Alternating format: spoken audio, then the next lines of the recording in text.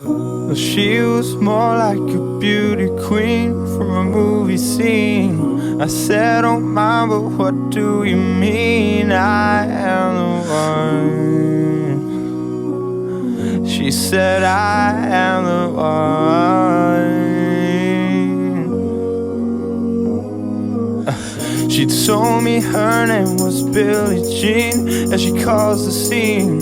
And every head turned with eyes that dreamed of being the one. Going dance on the floor in a round. I don't really know. I can tell you. And the people always told me, be careful what you do, and don't you go around breaking young girls' hearts. Gary! My mother always told me, be careful who you love. Fuck Islam. And be careful what you do, because a lie becomes a truth. Hey, and Billie Jean is not my lover. She's just a girl who thinks that I am the one. But he's not my son. But he's not my son.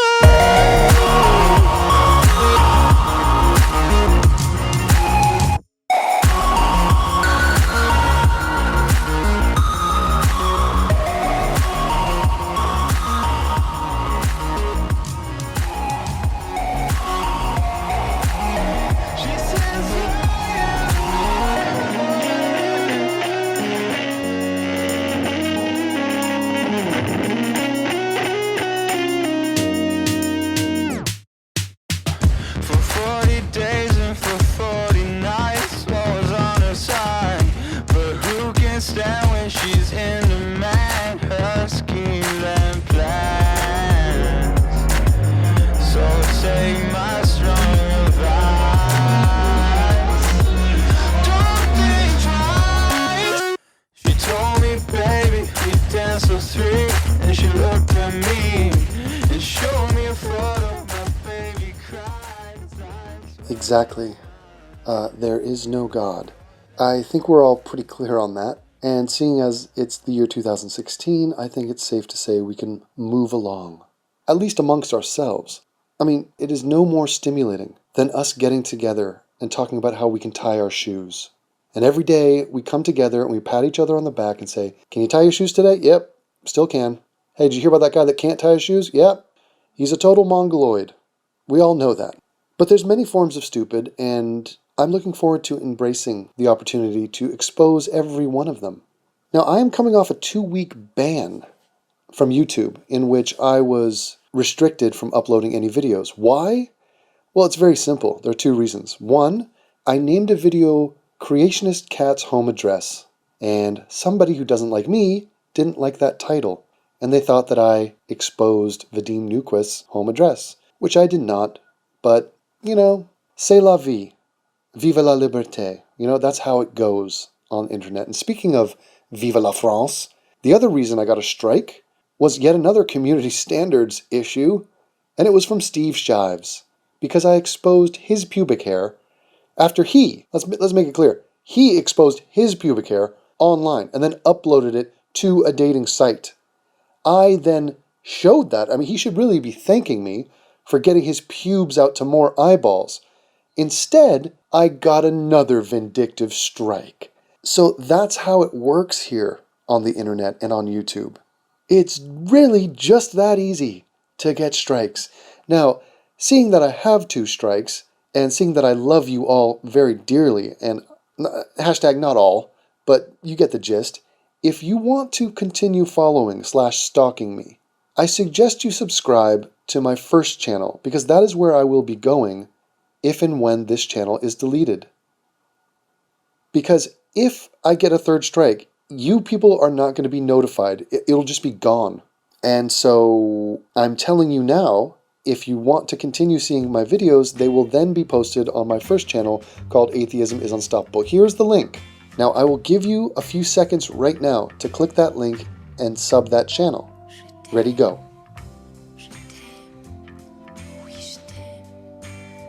See, I can't even do that because I know you're just sitting here watching this. I have to resist the temptation to try to entertain you and give you a black screen. Here, let me censor this. Okay, better. Now, stop being pathetic and watching these black moving bars and go sub that channel. It's just a safety measure. I'll stay on channel 4 until whatever new BS comes my way. Now, I've got a lot to get off my chest. I've been silenced for too long, and I'm going to break it up into parts, but I will give you a little preview of what I have in store for you. For starters, you might have picked up, if you saw some of my videos on the 3rd channel, that I am still in the afterglow of the orgasm of violence that took place in Las Vegas on December 12th, wherein a Mr. Conor McGregor, otherwise known as the King of the World, did some tings. Some tings that I'm thankful for. Tanks. Some tings that I give tanks for. In other words, he knocked Jose Aldo the hell out in 13 seconds on his first serious punch of the fight. And it was like watching the Virgin Mary give birth to a unicorn on a rainbow, plus some blood and some hammer fists, and several thousand drunken, screaming Irishmen. Just imagine that. That's what I was doing in Las Vegas, and I'm still enchanted at the fact that I actually did that. And thank you to Daniel, a loyal flying monkey and friend who hooked me up with those tickets, because that was memorable. Now, what's happening on this channel? Okay, here's what I have in store for you, free of charge. Coming up, we are going to be doing a December terrorism breakdown with a guest co-host, actually 2. Here's a clue. They're both yellow, and they broadcast from a pink room. If you guessed Boris and Catherine, you would be correct. You say it's for recording the December attack, isn't it? Or the November one? I didn't know. The terrorist attack. No? Yeah. Yes, Boris and Catherine, live from the bunk bed, we are talking about terrorism. I think it will be an English lesson, Devin trying to learn us how to read correctly in Then, I would like to circle back and get on top of, no homo, Kyle Kalinske, and address his catastrophically stupid and lesbianic ideas. The man is a lesbian softball coach. Okay, that's neither here nor there, but it is a fact and it needs to be stated. His whole thing about its ideas, we can criticize ideas, but you can't talk about people, is, for lack of a better term, mosquito shit. Now, guess who else is saying this? Sam Harris. I've heard him say it time and time again, telling Ben Affleck, we've got to be able to criticize bad ideas, all this stuff. That is his half-assed position that he's decided to take. Now, let it be said, he can't even get away with that. He has taken a shitstorm just for trying to say that. Can we criticize ideas? Yes or no? We're not even talking about people.